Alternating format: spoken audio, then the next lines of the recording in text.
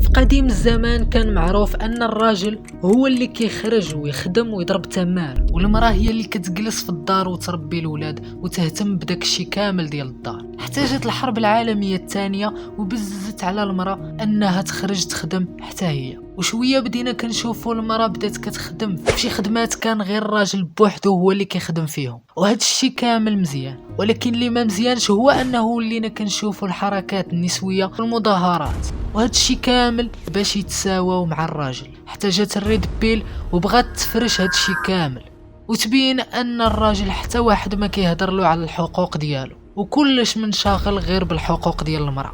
في اللي كنتي مهتم بهذا السوجي ما تنساش تخلي معاك ديك لايك وما نطولش عليكم وخلينا نبداو.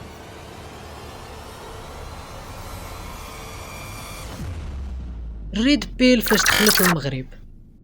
نبداو بالريد بيل فاش دخلت المغرب. للاسف دخلت الريد بيل المغرب وكل واحد ولا كيشرحها كما بغى، ها اللي كيربطها بالبنات، ها اللي كيربطها بالدين. سير غير جرب تقلب على الريد بيل بالعربيه غادي تلقى كل فيديو كيشرحها في شكل، وفاش كتقلب على داكشي باللونجلي كتلقى الاغلبيه داكشي اللي قالوه العرب ما كاينش تمام. فشنو هي الريد بيل؟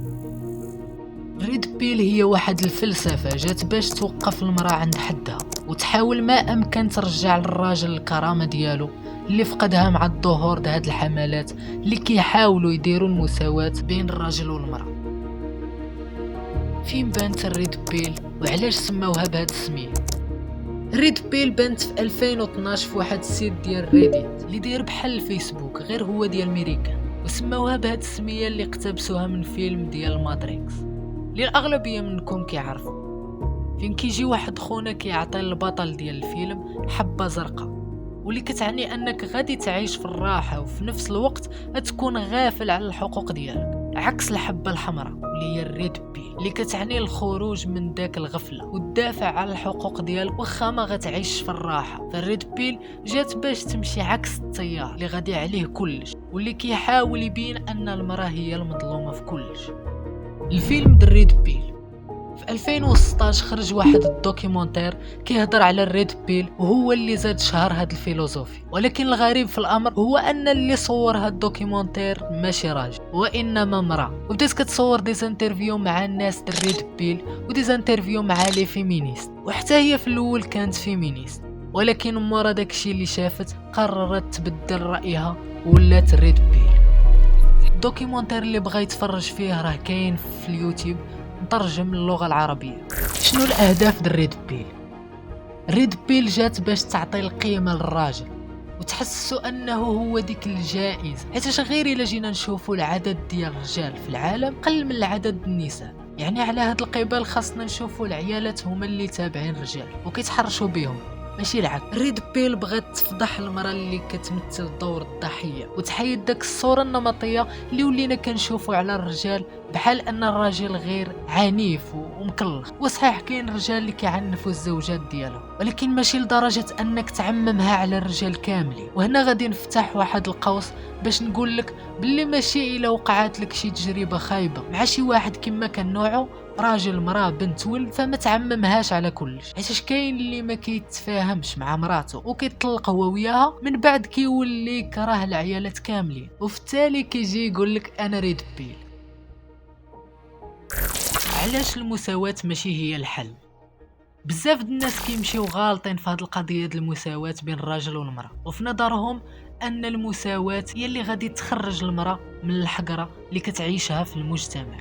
ودابا غادي نوضح لك مزيان علاش المساواة بين الراجل والمراه حاجه غلطه، ولا درناها بالعكس غادي تدمرنا المجتمع. فتبع معاي مزيان حيت هادشي اللي غنقوله مهم بزاف.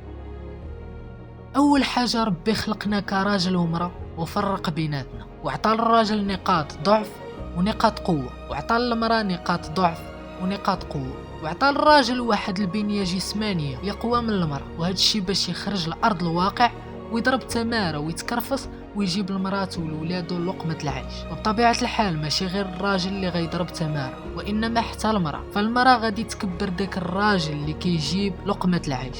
هي اللي كتربي، هي اللي كتبني الشخصيه ديال داك الاولاد الصغار اللي غيكبروا من بعد. فلا الراجل يقدر يدير الخدمه د المراه ويتقنها 100%، ولا المراه تقدر دير الخدمه د الراجل 100%. كاين اللي غادي يقول لك يمكن المراه تخرج وحتى هي تخدم وتجيب لولادها ما ياكلوا وهكا غادي تكون كدير نفس الخدمه د الراجل. غنقول لك انه غيوقع خلل، فالراجل واخا يربي شحال ما ربى ما غاديش يقدر يعطي الحنان الكافي للولاد، وهذه هي الحقيقة. أما بالنسبة للحقوق فيكفي أننا نطبقوا داك الشيء اللي كاين في الدين الإسلامي اللي كرم المرأة وعطاها داك الشيء اللي تستاهل باش تعيش هي والراجل في سلام وتفاهم. وكذلك كرم الراجل وجعله هو اللي كيتقاتل وكيضرب تمارة باش يضمن المرأة الأمان. فالحل ديال هذا الشيء ماشي هو المساواة، وإنما العدل اللي أمرنا به الله سبحانه وتعالى ونبينا محمد. العدل غيخلي المرأة تربي الولاد وهي عاجبها الحال وهي راضية، وغتخلي الراجل يخدم وهو مرتاح ومطمئن حيتاش كيدير داكشي اللي قال له ربي يديرو.